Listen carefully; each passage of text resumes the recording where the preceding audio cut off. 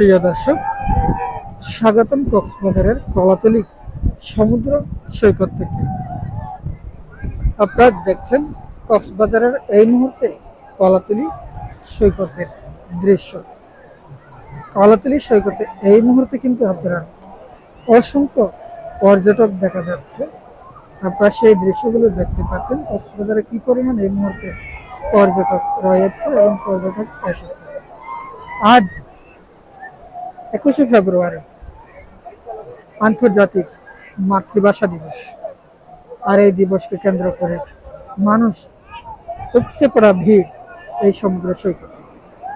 সমুদ্র সৈকত যেন হাজার হাজার লাখো পর্যটকে টইটম্বুর। মানুষ এক পলকে এই সৈকতটি দেখার জন্য, উপভোগ করার জন্য ছুটে এসেছে। আর আমি এই ভিডিওর মাধ্যমে আপনাদের সেই দৃশ্যগুলি দেখানোর চেষ্টা করছি। আশা করি আপনাদের ভালো লাগবে। ভিডিওটি আপনারা শেয়ার করতে পারেন।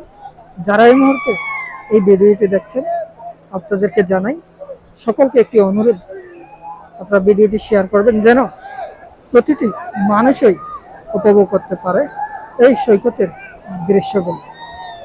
সৈকতে কি পরিমাণ দর্শনার্থীরা এই মুহূর্তে অবস্থান করছে, তাই আমি আপনাদের ভিডিওর মাধ্যমে দেখানোর চেষ্টা করছি। আশা করি পুরো ভিডিও দেখলে বুঝতেই পারছেন কক্সবাজারে কি পরিমাণে এই মুহূর্তে পর্যটক ঘুরতে এসেছে।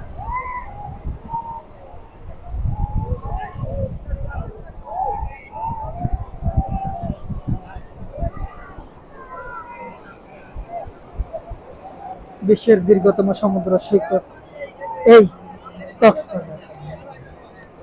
কক্সবাজার অপরূপ সৌন্দর্যের লীলাভূমি। সমুদ্র সৈকত, পাহাড়, মন্দির, এছাড়াও অনেকগুলো রয়েছে দর্শনীয় স্থান, যে স্থানগুলো এই মুহূর্তে পর্যটকে যেন ভরা। দর্শনার্থীরা এই কক্সবাজার সমুদ্র সৈকত উপভোগ করার জন্য এসেছে। আপনারা কলাতলী সমুদ্র সৈকতের এই দৃশ্যটি দেখেই বুঝতে পারছেন আসলে কক্সবাজারে এই মুহূর্তে কি পরিমাণ পর্যটক এসেছে। প্রধান সড়কের দৃশ্যের কথা নাই বললাম, প্রধান সড়কে যে পরিমাণ গাড়ির বহর আমরা দেখতে পেয়েছি, আসলে আসলে মনে হচ্ছে না কক্সবাজারে আছে পর্যটকে যেন টইটম্বুর। কক্সবাজার বিশ্বের কাছে তুলে ধরাই একমাত্র উদ্দেশ্য হচ্ছে কক্সবাজারের পর্যটন প্রেমী, ভ্রমণ প্রেমী বিভিন্ন মানুষ। আর এই সৈকতেই মানুষ যেন আজ উপচে পড়া।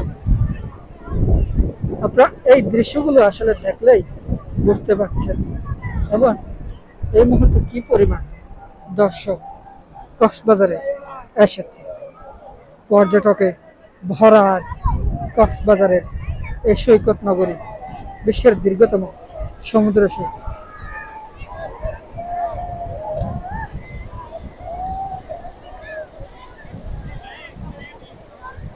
এই হচ্ছে কক্সবাজারের কলাতলী পয়েন্টের এই মুহূর্তের দৃশ্য। তবে সন্ধ্যা হলেই হয়তো আরো পর্যটক বৃদ্ধি পাবে, আরো পর্যটক বেড়ে যাবে, সেটি সকলেই মনে করছে। যেহেতু এখনো দুপুরবেলা মানুষ অনেক বিশ্রামে, হয়তো অন্য পর্যটন স্পটগুলোতেও ঘুরতে গিয়েছে, বেড়াতে গিয়েছে। সেই পর্যটকরাও এখন কক্সবাজারে যখন সৈকতে নেমে পড়বে, তখন এখানে হাঁটার মতো, চলাচল করার মতো জায়গা থাকার কথা নয়। সে সকালে ভালো থাকবেন। কথা হচ্ছে অন্য কোনো ভিডিওর সাথে। আল্লাহ হাফেজ।